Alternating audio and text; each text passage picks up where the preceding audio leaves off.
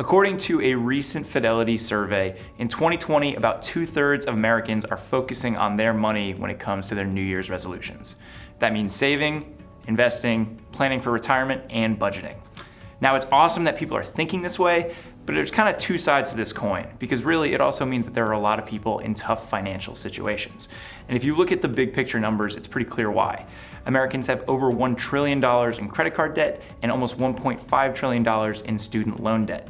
Paying those debts all the time makes it quite difficult to build up savings and start working towards financial independence.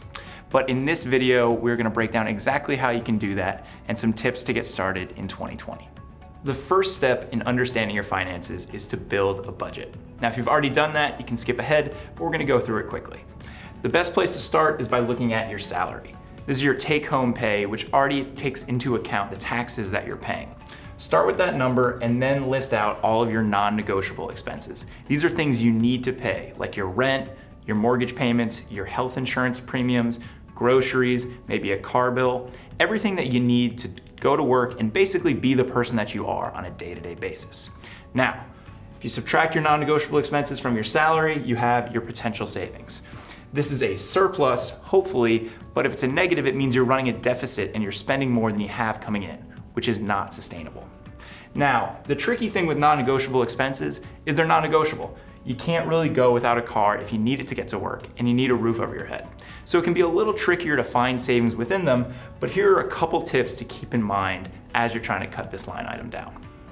One of the biggest spending categories for people is the food and dining space. Now, one of the easiest ways you can cut down on your grocery bill is by going to sites like budgetbites.com. What they do is they focus on creating tasty and cheap meals, and they break down all their meals on a cost per serving basis, which makes it really easy to budget and see your money saving up as you wind up doing all of your cooking. One of the biggest categories to focus on with your non-negotiable expenses is rent if you're a renter. It's the biggest portion that most people pay on a monthly basis, and it's recurring, so you're paying it every single month. I found it very helpful to think of my rent in yearly terms rather than monthly terms, because it really states the importance of this line item.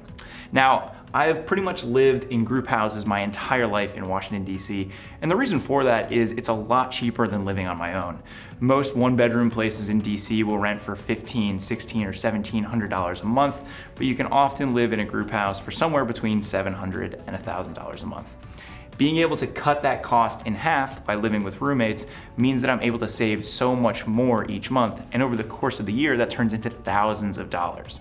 Now, not everyone has that flexibility, particularly if they're already in a lease, but it's something to keep in mind, and I think having that perspective of the yearly look at your expenses can be very helpful as you're trying to build a budget and just understand where the money is going.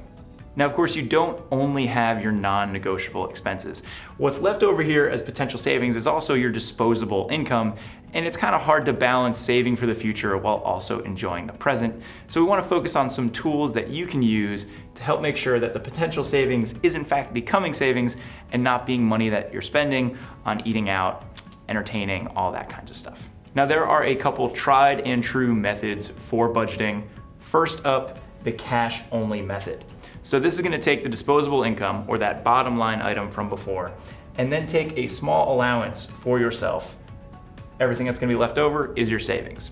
And this allowance is gonna work pretty much exactly the same way that it would if you were a kid receiving $20 a week or $20 a month from their parents. You have a cash allowance, and that's what you're able to spend on things like going out to eat, buying clothes, anything that you don't really need. And the crucial part is once you've hit the end of the cash in your hand for that set period of time, you stop spending. The beauty of this method is that you have the cash that you're able to spend on hand in your wallet. And when you've run out, you know you've hit the limit on your budget. What this really does is help solve for the infinite money problem that credit cards can create for some people. Now, establishing good credit history and habits is super important, but it's also good to know yourself and understand how you might spend money. It's a lot easier to spend more than you intend to if all you have to do is swipe a card. You're far more aware of your expenses if you have to physically hand over cash to make the transaction happen.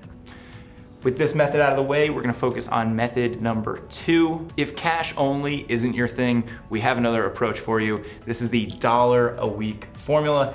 And as the name might imply, you are starting with $1 and then adding $1 of savings every single week for the entire year. So week 1 with this formula, you'll save $1. Week 2, $2 additional dollars. Week 3, $3 additional dollars, and so on until you reach week 52, where you'll save $52 and add that to the fund of your savings. It may not sound like a lot of money, but in fact, by the end of the year, you will have saved $1,378.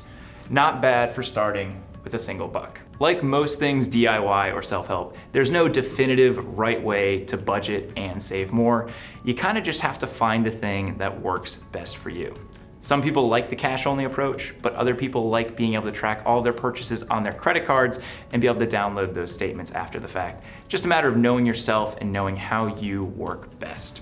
If you're looking for more content on budgeting, saving, investing, retirement planning, you name it, just check it out here on the channel. We got tons of stuff coming out every single week and an archive of content that's all about being better with your money. And if being better with money is a resolution for you in 2020, head over to fool.com/start. We have a free starter kit. It takes you all the way from building your emergency fund to buying your first stock, and it has a free 5-stock sampler in there. Once again, that's fool.com/start to get that. And of course, if you haven't already, please like the video, hit that little thumbs up button below. It tells YouTube that we're doing good stuff, and really all we're trying to do is make some awesome content to help people be a little bit better with their money. And if you haven't already subscribed too, I mean, YouTube loves that as well. Until next time, Fool on.